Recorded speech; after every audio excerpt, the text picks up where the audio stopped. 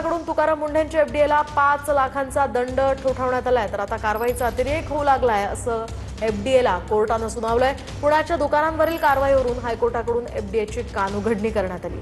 दरम्यान नियमांची पूर्तता करून सुद्धा परवाना पूर्ववत न केल्याबद्दल एफडीएवर दंडात्मक कारवाई करत व्यावसायिकाला पुन्हा दुकान सुरू करण्याची परवानगी देण्यात आली आहे। अधिकची माहिती जाणून घेऊयात ग्राफिक्सच्या माध्यमातून। पुण्यातील एका दुकानावरील कारवाईवरून हायकोर्टानं एफडीएची कानउघडणी केली आहे। यामध्ये एफडीएनं कारवाई कौतुकास्पद केली, पण आता कारवाईचा अतिरेक होऊ लागलाय असं हायकोर्टानं म्हटलंय।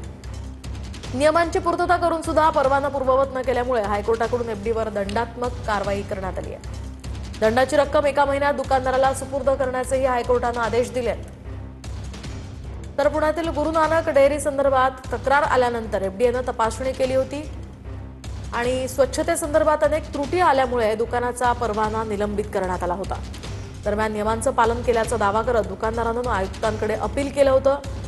त्यानुसार फेर तपासणीमध्ये 98% नियमांचं पालन केल्याचं आढळून आलं, तरी सुद्धा पुन्हा परवाना दिला गेला नाही।